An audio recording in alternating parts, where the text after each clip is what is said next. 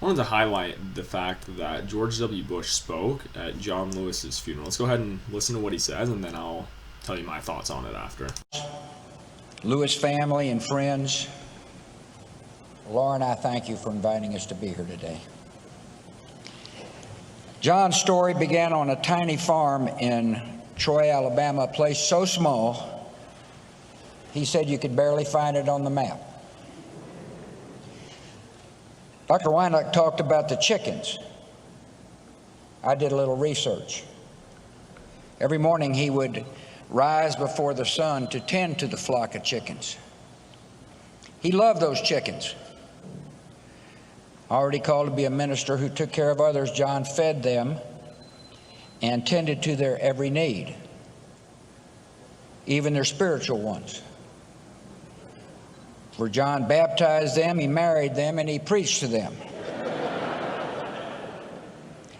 When his parents claimed one for family supper, John refused to eat one of his flock. Going hungry was his first act of nonviolent protest. He also noted in later years that his first congregation of chickens listened to him more closely than some of his colleagues in Congress.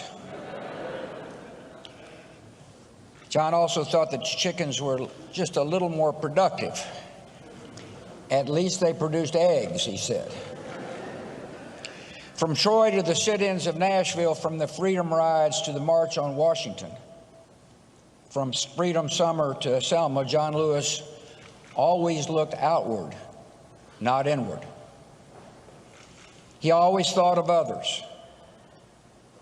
He always believed in preaching the gospel in word and in deed, insisting that hate and fear had to be answered with love and hope. John Lewis believed in the Lord. He believed in humanity, and he believed in America. He's been called an American saint, a believer willing to give up everything, even life itself, to bear witness to the truth that drove him all his life, that we could build a world of peace and justice, harmony and dignity and love. And the first crucial step on that journey was the recognition that all people are born in the image of God and carry a spark of the divine within them. Laura and I were privileged to see that spark in John up close. We worked with him to bring the National Museum of African American History and Culture to the Washington Mall. He was instrumental in the Emmett Till Unsolved Civil Rights Crimes Act, which I signed to seek resolution in cases where justice had been too long denied. And we will never forget joining him in Selma, Alabama for the 50th anniversary of his march across the Edmund Pettus Bridge, where we got to watch President Barack Obama thank John as one of his heroes.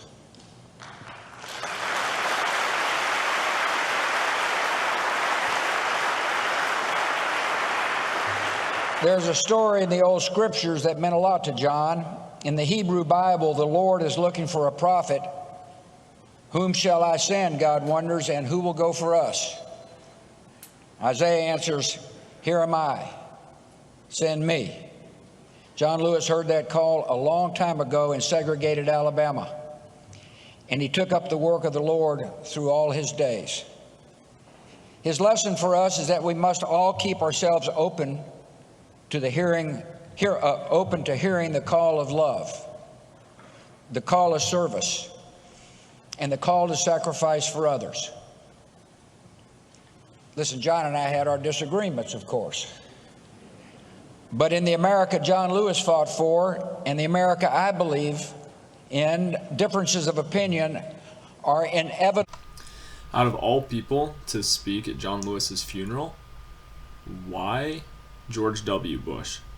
This is giving validity to a war criminal, a politician that lied to the country about weapons of mass destruction.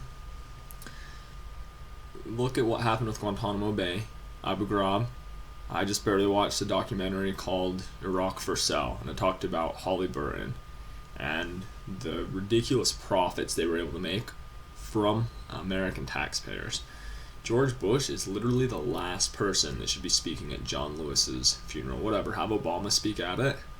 But George Bush was one of the most corrupt presidents we have ever had. Yeah, he might be a little bit more civil than Donald Trump, but he was horrible.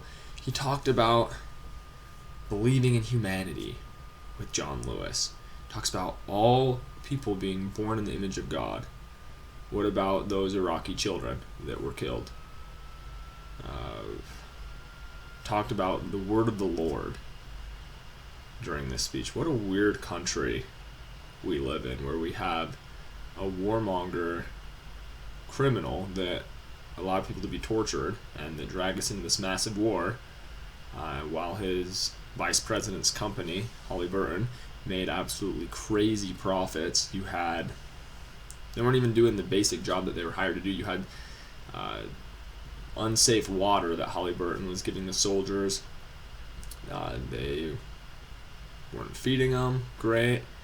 You had really unsafe conditions even for some of the Halliburton employees, the truck drivers.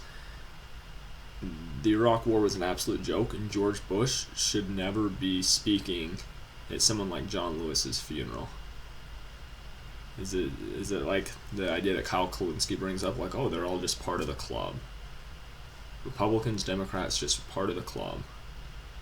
George Bush was a horrible president. He will go down in history books as one of the worst. Yes, Trump is horrible too. They're horrible in different ways. Thanks for watching.